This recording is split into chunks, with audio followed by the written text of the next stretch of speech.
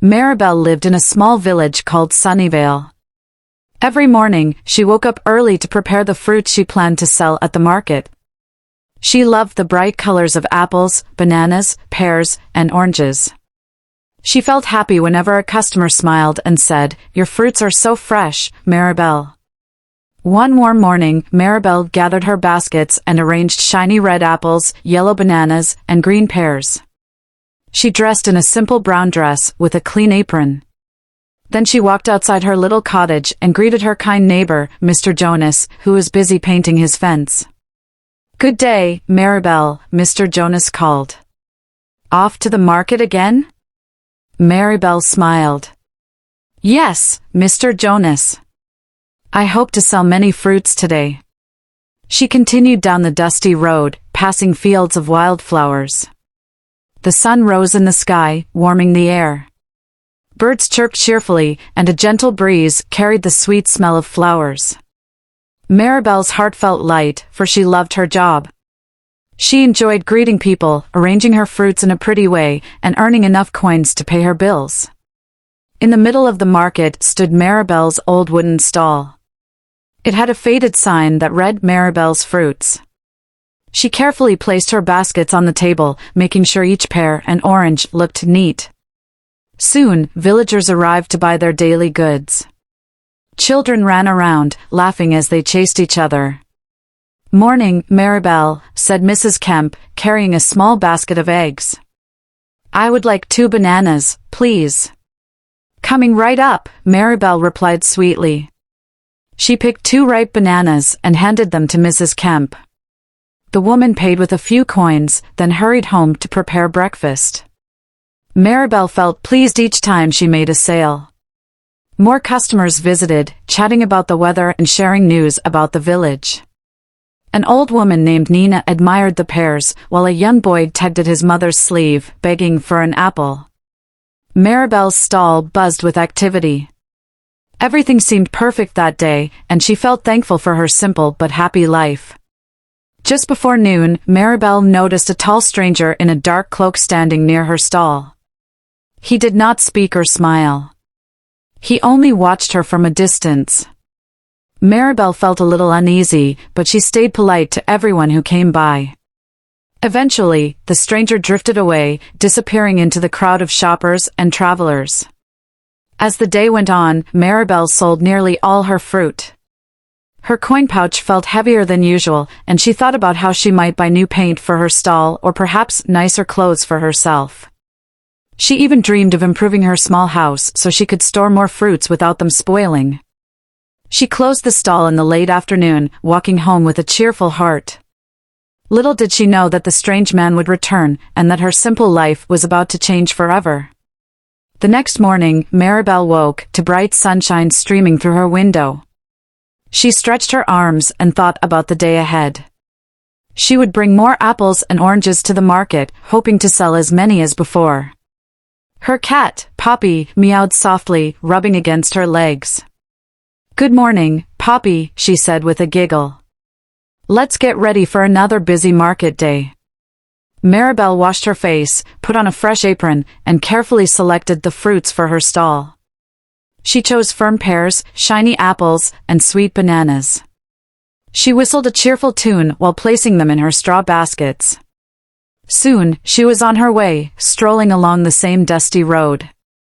Upon reaching the market, she noticed the same tall stranger from the day before. He wore a dark cloak that covered most of his face. He stood near a large oak tree, watching her. Maribel felt a little twinge of worry in her stomach. Why was he staring at her stall? She greeted her usual customers, trying to forget the stranger's gaze. People complimented her fruits again and again. "So fresh," one man said, tapping an apple. "They look like you picked them this morning." A little girl smiled brightly, holding a bunch of bananas close to her chest. "Thank you, Maribel. I love bananas," she squeaked. Maribel's heart warmed at the praise. Suddenly, the tall stranger approached her stall. His eyes were sharp and his voice was low. "You sell many fruits," he said slowly. Do they spoil quickly? Maribel blinked, unsure how to respond. Well, fruit doesn't stay fresh forever, she said. I try to sell it fast, or else it gets soft and I must throw some away. The stranger nodded. I have something that might help, he whispered. He reached into his cloak and pulled out a small cloth pouch. If you sprinkle this powder on your fruit, it will stay fresh for much longer. Maribel leaned forward, curiously. The thought of reducing wasted fruit excited her. Sometimes she lost money when bananas turned brown or oranges went moldy. Really? She asked with wide eyes. Is it safe? The stranger gave a slight smirk. Safe enough if used carefully, he said. Only a tiny sprinkle is needed. If you do that, your fruit will not spoil quickly. You will sell more, make more coins, and never have to worry about rotten produce again. Maribel bit her lip, hesitating. She was tempted by the promise of more profits. But something about his secret powder seemed mysterious. How much does it cost? She finally asked, her voice barely above a whisper. 5 gold coins for this pouch, the stranger replied, holding it out. It's a fair price. Maribel felt her heart pound. 5 gold coins were quite a lot, but if the powder worked, she could earn much more in return. She swallowed her doubts, reached into her small purse, and handed him the coins. In exchange, she received the pouch of white powder. Use it wisely, the stranger said. Then he vanished into the crowd, leaving Maribel clutching the pouch and wondering if she had just made a brilliant choice or a terrible mistake. That evening, Maribel returned to her cozy cottage. She set her baskets of unsold fruit on the kitchen table. She felt excitement and worry swirling in her mind, like wind spinning leaves in autumn. The pouch of powder rested in her apron pocket, reminding her of the stranger's warning. All I need is a tiny sprinkle, she muttered. Just enough to keep my fruit from spoiling. She opened the pouch and peered at the powder inside. It looked like fine, white dust, without any strong smell. She took a bruised apple and set it on a plate. Gently, she pinched a small amount of powder and sprinkled it over the apple's surface. Then she waited, expecting something magical to happen. Minutes passed, but nothing seemed different, except for faint white specks that clung to the apple's skin. Maribel sighed, feeling a bit foolish for believing in a mysterious remedy.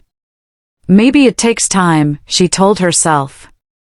Still, she refused to give up. She sprinkled just a bit more over a few bananas that looked ready to turn brown by morning. If they stay fresh, I'll know it works, she thought, wiping her hands on a towel. Her cat, Poppy, hopped onto a chair and watched with curious eyes. Maribel patted Poppy's fluffy back. I hope this powder is safe, she murmured, trying to soothe the nervous feeling in her chest. She recalled the stranger's words, only a tiny sprinkle. Was it truly harmless? Later, Maribel made a simple dinner of bread, cheese, and a few leftover apple slices. She ate quietly, thinking about the next day at the market. If the powder really kept her bananas from spoiling, she could make more money. That would help her repair her leaky roof and buy better clothes. It could even help her save some coins for emergencies. But a small voice in her heart whispered a warning. What if the powder wasn't safe? What if it affected the taste of the fruit or made people sick? She tried to brush away those thoughts. The stranger said it was safe, she reasoned. I just need to be careful. She washed her dishes and got ready for bed. Outside, crickets chirped, and a gentle moonlight shone through her window. As she settled under her blanket, Maribel tried to focus on her happy dreams, a bigger stall at the market, smiling customers, and rows of perfectly fresh fruits. However, she couldn't shake the sense of unease that lingered in her heart. She knew she was taking a risk by using a product she knew nothing about. But her desire for more profit whispered that she was doing the right thing. Eventually, she drifted into an uneasy sleep. Poppy curled up beside her, purring softly, unaware of the strange adventure that had just begun. In the morning, Maribel would see if the powder truly worked, and her life would never be the same. The next morning, Maribel dashed to her kitchen table to check the bananas she had sprinkled with powder. To her amazement, they looked almost the same as the night before, yellow and firm, with hardly any brown spots. "This is incredible," she whispered, feeling both relief and excitement. She inspected the apple she had tested, too. It had not grown any fresher, but it did not look worse. The bruised area seemed less noticeable. Maribel's heart raced as she realized the powder might actually work. She pictured her stall, full of fruits that never spoiled, and imagined how many extra coins she could earn. Maybe this was a good idea after all, she told herself. She quickly brushed off any visible powder residue so no one could see it. Then she packed her baskets for the market, carefully selecting apples and oranges to treat with the powder before loading them into her cart. Soon, Maribel reached the busy market square. She set up her stall as usual, arranging the fruits so they looked bright and delicious. Customers flocked around, drawn by the sweet smell. Many praised how perfect her bananas and oranges appeared. A middle-aged woman named Beth held up an orange. "Maribel, these are lovely," she said. "I'd like a dozen, please." Maribel smiled, handing the woman a bag while accepting her coins. Another buyer asked for grapes, and someone else wanted apples. Each customer seemed impressed with the flawless look of the produce. Maribel felt a rush of pride. She was selling more fruit than ever before. Her friend Annie, who sold bread at a nearby stall, approached during a quiet moment. "Maribel, you've got quite a crowd today," Annie remarked, smiling. "What's your secret? Your fruit seems fresher than anybody else's." Maribel's cheeks warmed. She shrugged lightly. "I just store them carefully," she said, avoiding a real answer. She felt a tiny pang of guilt for not telling the whole truth, but the excitement of success pushed that feeling aside. All morning, customers kept coming. Maribel hardly had time to drink water or rest. By noon, she had sold almost every piece of fruit. She counted her coins, marveling at the hefty sum. Her profits were bigger than she ever imagined. She closed her stall early, thinking, "This powder is truly magical." On her way home, she bought some fresh milk and a few treats for herself with her extra earnings. She hummed a cheerful tune, dreaming of how she might expand her stall or even purchase a new sign to hang above it. Yet, as she walked, she recalled the stranger's warning, only a tiny sprinkle. She wondered if there could be dangers she hadn't considered. Still, none of her customers had complained, and no one seemed sick. "I should be fine," she told herself. Maribel arrived home, feeling triumphant. She stored her leftover fruits in a cool corner, ready to sprinkle more powder if needed. In the quiet evening, she relaxed, unaware that small seeds of trouble were already being planted around the village. Over the next few days, Maribel's reputation soared. Word spread that her fruits were always fresh and bright. New customers came from neighboring towns to see this amazing stall that seemed to have perfect produce. Maribel smiled at each visitor, enjoying the jingling of coins in her pouch. She started sprinkling the powder on more of her fruits, apples that had minor bruises, grapes that were a little soft, and peaches that were about to wrinkle. Each time, the fruit stayed firm and colorful. She made sure to use only the tiniest pinch, so nobody would notice any odd taste or powdery spots. Her friend Annie noticed the crowds and teased her one afternoon. "Maribel, you must be rolling in money now." Annie joked, wiping flour from her hands. "I've never seen such flawless fruits." Maribel laughed, though she felt a prick of guilt. "It's just my luck," she said quietly, avoiding the full truth. Annie gave her a curious look but said nothing more. One day, a wealthy merchant named Tobias came to buy fruit. He praised Maribel's peaches, claiming he had never seen such perfect ones. "I might ask you to supply my tavern in the city," he said with a grin. "Your fruits would attract many customers."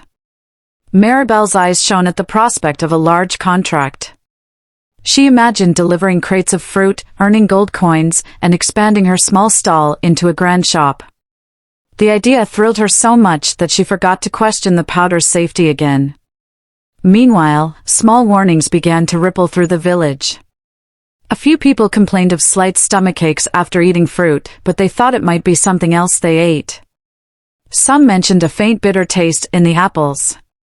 One child felt dizzy after having a banana, though the parent assumed it was from running around in the hot sun. Maribel heard scattered rumors, yet nobody seemed certain about what caused these minor illnesses. She brushed off the concerns. "It can't be my powder," she told herself. "I use so little, and no one is seriously sick." Her nightly routine now involved sprinkling powder on any produce that looked less than perfect. She still felt a sliver of unease each time she did it, but she stuffed those doubts away when she counted the day's profits. "I've earned more this week than the entire last month," she whispered happily.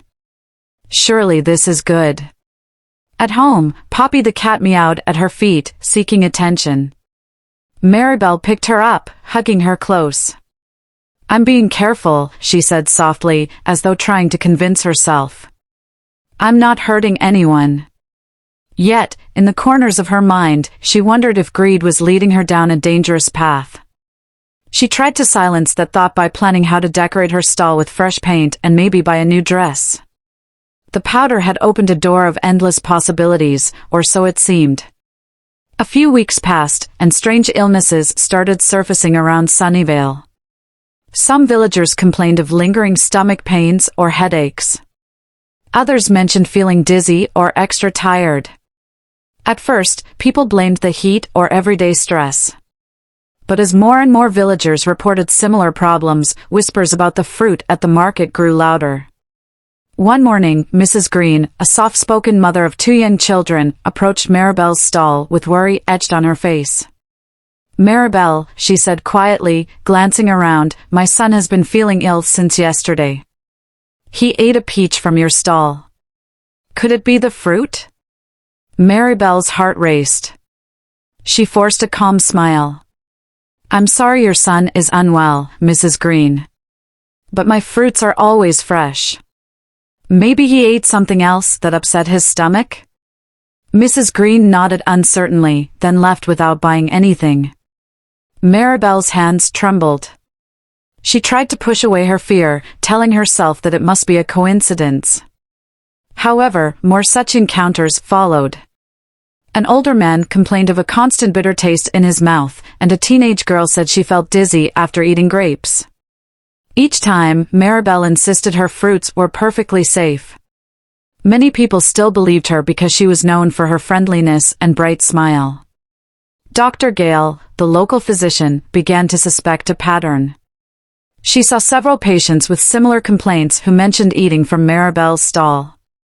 After writing notes in her small leather notebook, Dr. Gale decided to visit the market and observe the fruit. "Good day, Maribel," Dr. Gale said, trying to sound casual. "I hear you've got the freshest produce in the village." Maribel smiled tightly. "Yes, doctor. Would you like some apples or peaches?" Dr. Gale picked up an apple and studied it carefully. It looked almost too perfect. She gave it a sniff and frowned slightly. "It's very shiny," she commented. "Do you polish your apples, Maribel?" Maribel's stomach flipped, but she maintained a steady tone. "Oh, I just wipe them gently to remove dust," she answered.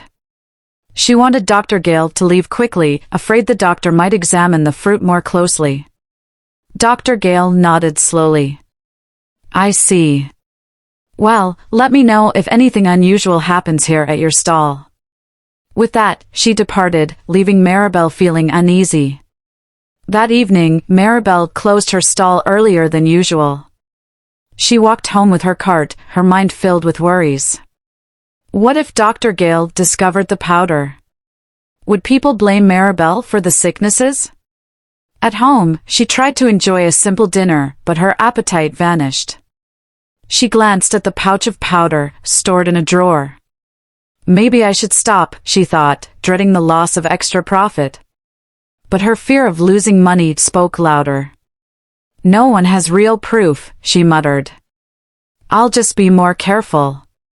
With trembling fingers, she sprinkled a tiny amount on the bruised apples for the next day, ignoring the nagging voice that told her this was a mistake. The following morning, rumors escalated. A young girl named Clara fainted at school, and she had eaten Maribel's pears the night before. An elderly woman complained of sharp stomach pains after snacking on grapes. Many people started to suspect that Maribel's fruit was linked to these ailments. When Maribel arrived at the market, she noticed a change. Fewer people came to her stall. Some who passed by cast suspicious looks or whispered among themselves. She felt her cheeks burn with shame and worry. Her once thriving business seemed on the brink of collapse. Suddenly, Dr. Gale arrived with two townspeople, Mr. Davis and Mrs. Parker, who were members of the village council. They approached Maribel's stall, wearing concerned expressions. Maribel, Dr. Gale began, we need to ask about your fruit. There are too many illnesses happening, and many involve your produce. Maribel's throat went dry. My fruit is fresh, she repeated weakly. I don't understand why people are getting sick. Mrs. Parker frowned. We need to check your storage methods, she said. We'll do a proper inspection. If something strange is found, you could be in serious trouble. Maribel's heart pounded. She knew the powder pouch was at home, but what if they discovered traces of it on her fruits? She managed a nod. All right, she whispered. I have nothing to hide. The group inspected her stall, sniffing apples, peeling a banana, and even slicing open a peach. They found no obvious evidence of wrongdoing, but Dr. Gale looked unconvinced. I can't see anything suspicious, she said, but these fruits seem unnaturally perfect. Mr. Davis turned to Maribel. We will visit your house tomorrow, he announced. You must let us see where you store everything. Maribel forced a polite smile. Of course, she replied, her voice trembling inside. I will cooperate. As the inspection team left, a small knot of fear tightened in Maribel's stomach. She knew they might find the powder if they searched thoroughly. How would she explain it? She pondered throwing it away that very night. Yet, part of her clung to the idea that it was still her secret to more profit. She spent the rest of the day selling very little. Most people avoided her stall altogether. A few loyal customers still came by, but even they looked wary. By late afternoon, Maribel packed up her unsold fruit and trudged home, her cart feeling heavier than ever. That night, she sat at her kitchen table, staring at the drawer that held the powder pouch. Poppy the cat jumped onto her lap, purring softly as if trying to give comfort. Maribel stroked Poppy's fur, her mind racing. If they find this, they'll blame me for everything, Maribel whispered. Her hand shook. But if I throw it away, I lose my chance to keep making more coins. She felt trapped, torn between doing the right thing and holding on to her greedy dream. Outside, the moon shone bright, but Maribel's future seemed darker than ever. The next day arrived with a tense hush in the air. Maribel woke up from a restless night, her eyes heavy from lack of sleep.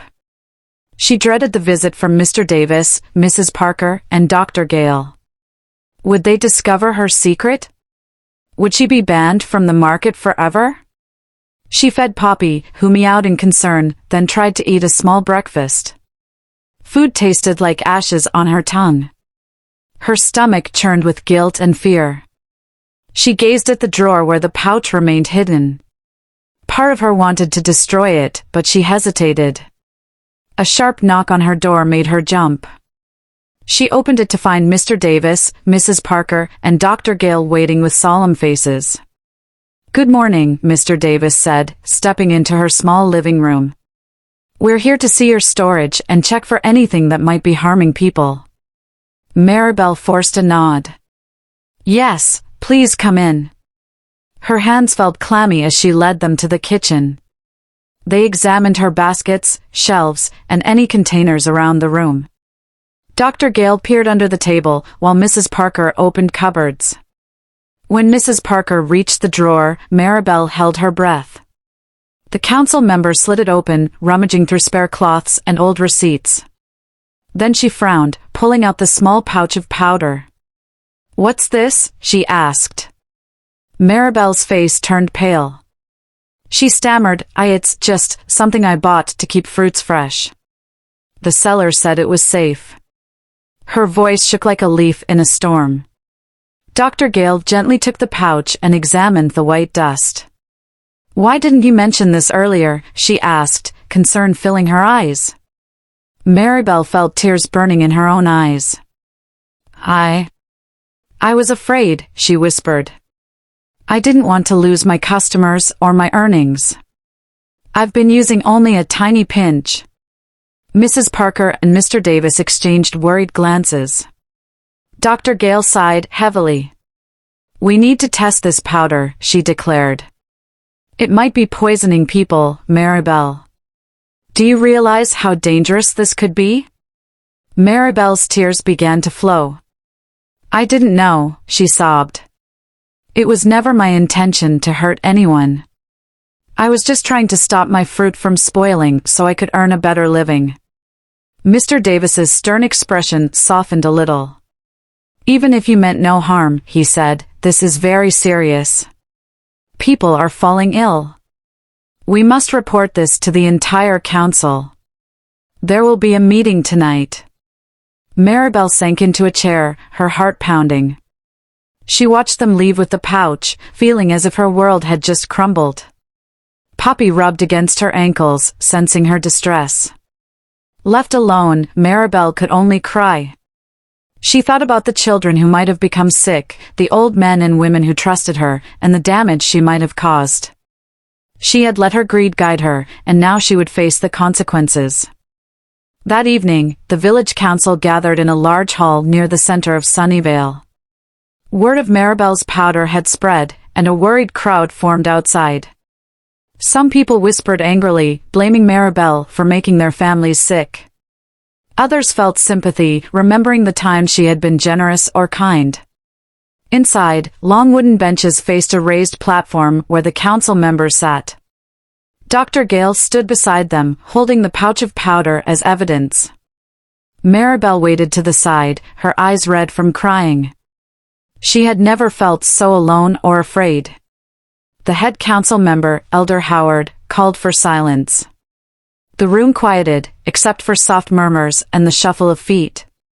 Elder Howard's voice echoed, "We are here to discuss the matter of Maribel's fruit stall and the powder found in her home. Dr. Gale, please speak." Dr. Gale stepped forward. "We have tested the powder," she said gravely. "It contains chemicals that can be harmful if eaten regularly. They might keep fruit from spoiling, but they can cause headaches, stomach aches, and dizziness over time." A gasp rippled through the crowd. People glared at Maribel, their faces full of shock and hurt. Elder Howard turned to Maribel. "You sold fruit treated with this powder to the entire village, is that correct?" Maribel swallowed hard. "Yes," she whispered. "I'm so sorry. I only used a little at a time. I didn't know it would hurt people." A woman from the crowd shouted, "My daughter was so sick for days." "How could you?" Maribel flinched, tears streaming down her cheeks. She wanted to vanish. Dr. Gale raised a hand, urging the crowd to calm down.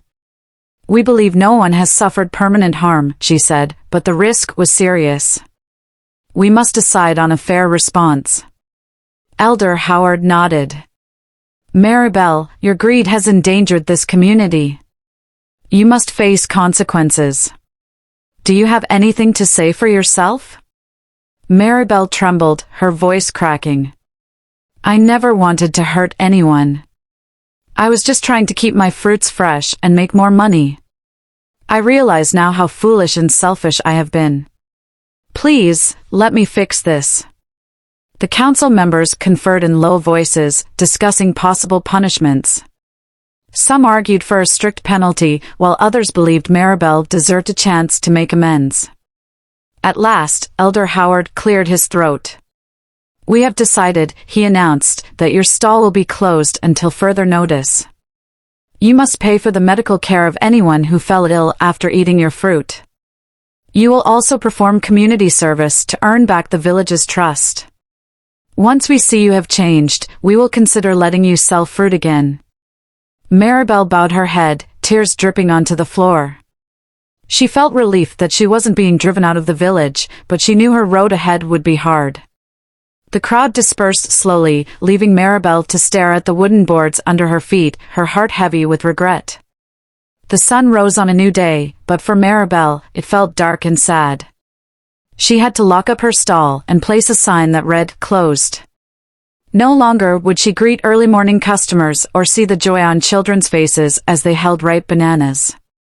Now, she was known as the fruit seller who used dangerous powder.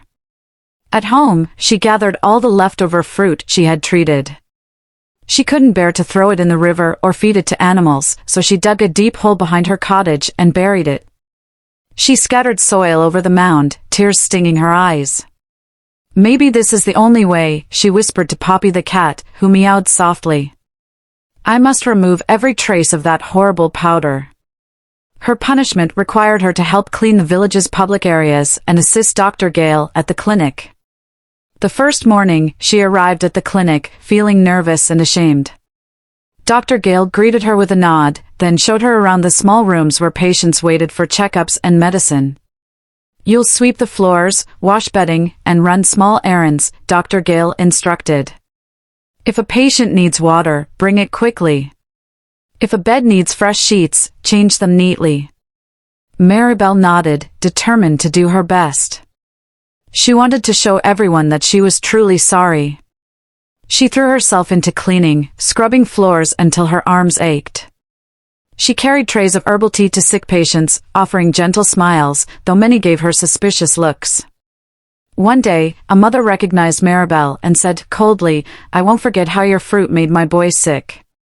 "It's good you're finally doing something helpful." Maribel had no words to defend herself. She simply bowed her head and continued her chores. After finishing at the clinic, Maribel spent hours picking up trash along the village roads, washing benches in the park, and pulling weeds around the town well. Her hands grew calloused, and her back hurt. Yet she felt she deserved the pain. It was part of repaying the harm she caused. Some villagers took pity on her, offering a kind word or a bit of bread. Others sneered or ignored her. Late each night, she trudged home, exhausted and lonely, but determined to endure. She reminded herself again and again, "I caused this. I must fix it." Over time, small changes began to bloom. A few neighbors noticed how hard Maribel worked. Dr. Gale saw that she tried to be gentle with patients.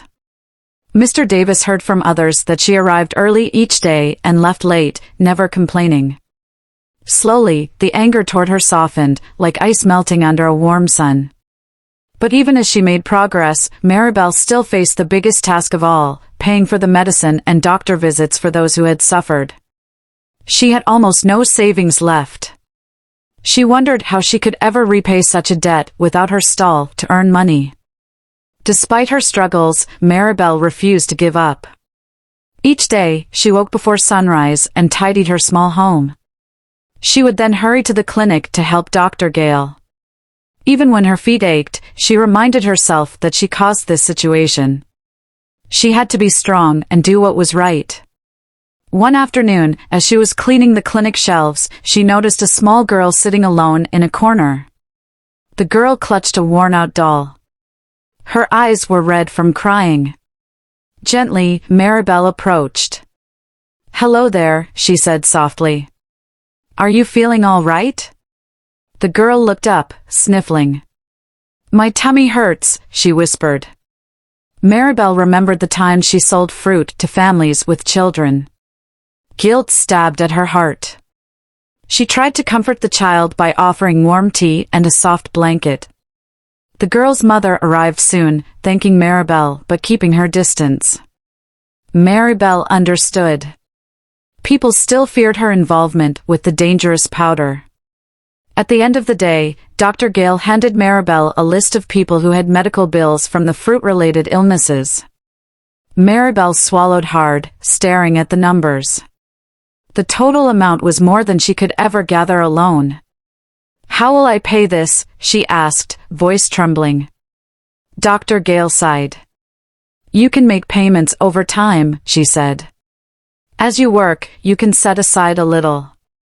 The council only asks that you show real effort. They don't want to ruin your life, they just want justice."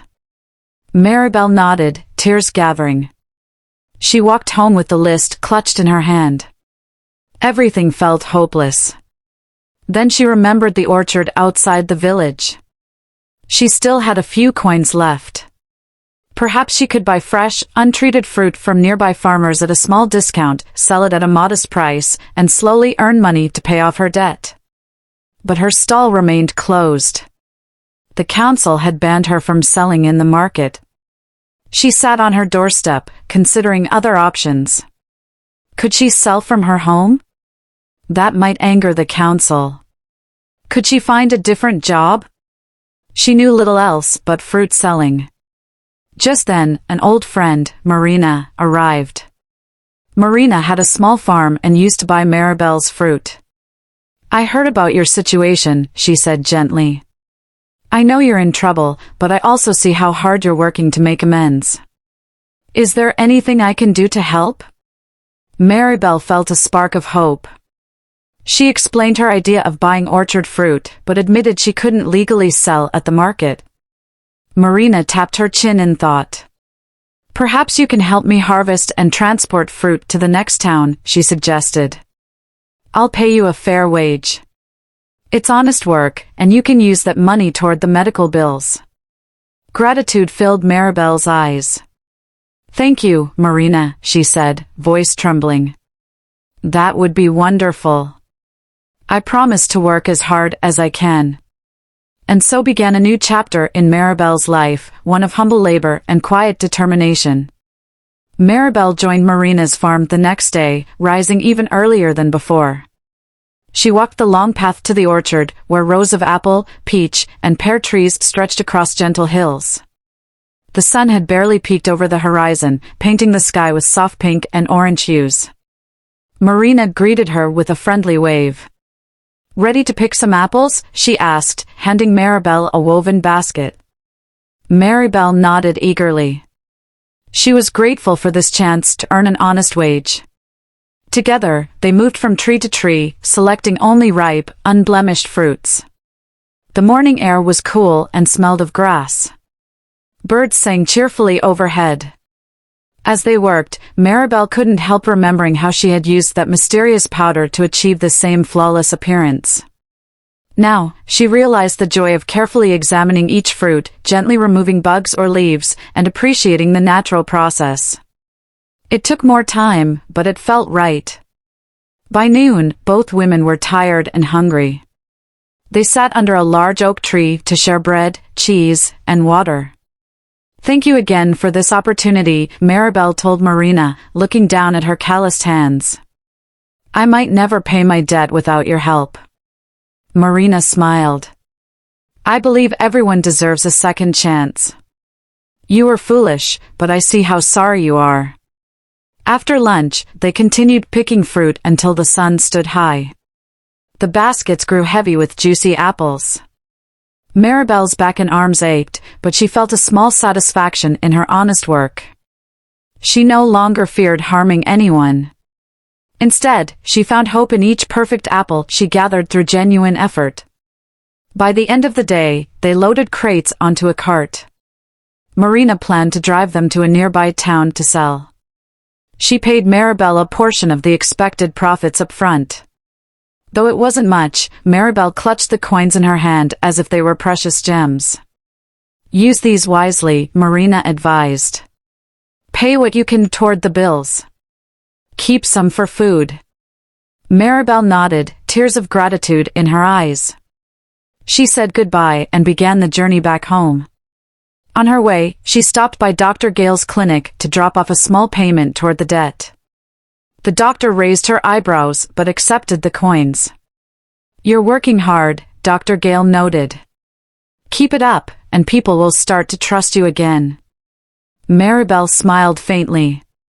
She left the clinic feeling lighter than she had in weeks. The future still looked difficult, but at least she was moving forward in a healthy, honest way. Late that night, as Maribel lay in her bed, Poppy curled beside her, she thought about how much had changed. She had once relied on a harmful powder to cheat nature, chasing easy money. Now she understood the real cost. Hard work, honesty, and genuine care for others felt so much more rewarding than greedy shortcuts. She drifted to sleep, dreaming of a better tomorrow. Days turned into weeks, and Maribel's new routine continued. Early mornings found her at Marina's farm, picking fruits under the rising sun. Afternoons, she worked at the clinic, helping Dr. Gale with cleaning or comforting patients. Evenings, she sometimes joined a few villagers to sweep the market square or repaint benches, fulfilling her community service. Exhaustion nipped at her, but she pressed on. Slowly, the villagers noticed her efforts. Some who once glared at her began to offer polite smiles. A few even spoke words of encouragement. Children waved shyly, remembering when she used to sell bananas and pears with a friendly grin. Though not everyone forgave her, many grew to respect her determination. One afternoon, Dr. Gale approached Maribel at the clinic.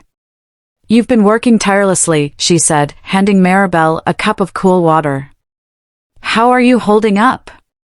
Maribel exhaled softly, wiping sweat from her brow. "I'm tired, doctor, but I'm also hopeful. Each day, I pay a little more of the debt. And I haven't heard new complaints about fruit making people sick." Dr. Gale nodded. "The illnesses have stopped. That's a good sign. Also, your test results came back. Those chemicals in the powder were harmful when eaten often. We were fortunate no one suffered permanent damage." Maribel shuddered, recalling the chaos. "I'm so sorry for what I did," she said again. "I never want to put anyone in danger. I learned my lesson the hard way." Leaving the clinic, Maribel headed to the market, where the council was scheduled to discuss various village matters. She knew they might review her situation again. She found a spot in the back, standing quietly as other villagers talked about repairs, trade, and upcoming festivals. When her turn came, Elder Howard announced, "Maribel has diligently worked on her tasks, paying off much of her debt. She has shown remorse and done community service beyond what we asked." He glanced at his notes. "She still owes some medical fees, but she is on track to finish those payments." Some in the crowd nodded, whispering approval.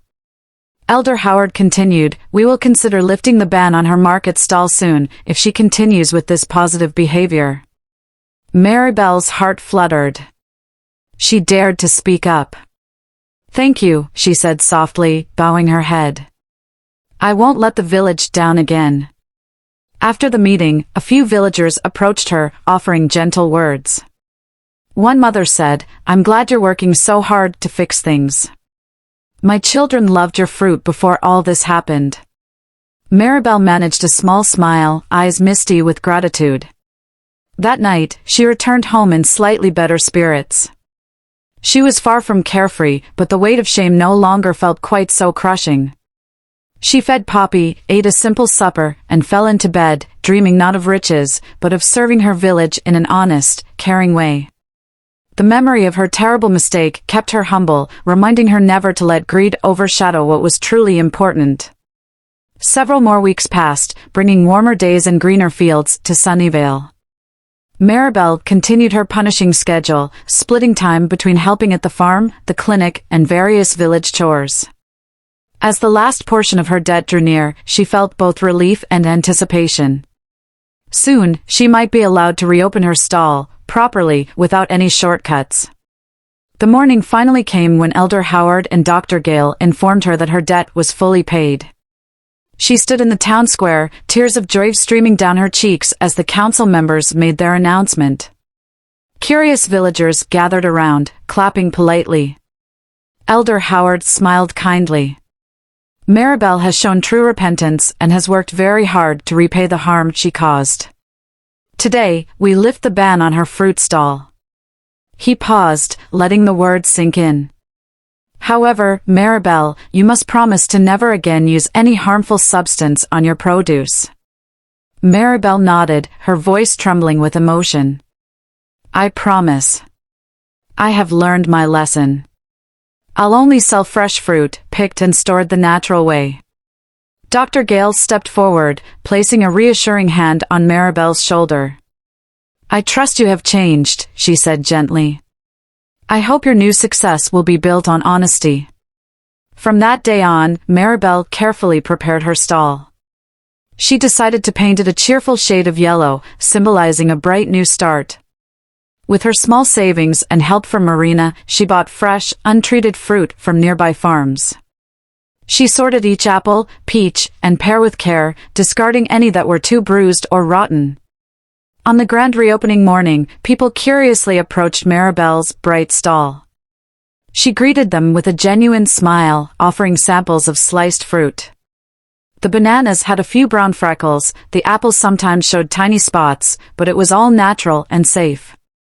Some villagers hesitated at first, but upon tasting the sweet flavors, they relaxed.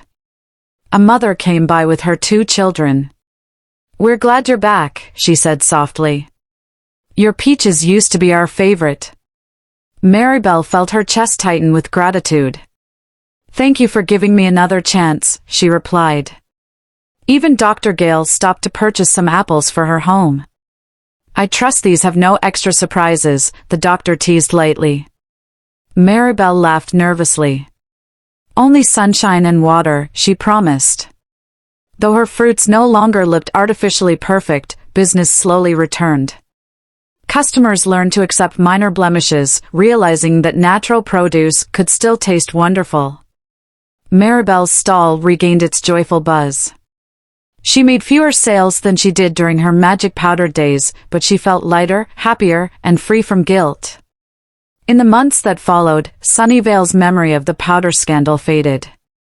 Maribel continued her honest work, forging new friendships and mending old ones. Whenever she felt tempted by easy shortcuts, she remembered the harm she had caused and the lessons she had learned. She stood behind her stall one sunny afternoon, smiling at the bustle of life around her. Baskets overflowed with colorful fruits, and cheerful voices filled the air. Maribel gently stroked Poppy, who lounged at her feet. We did it, she whispered. No more secrets, no more harm, just a brighter tomorrow for everyone. The end.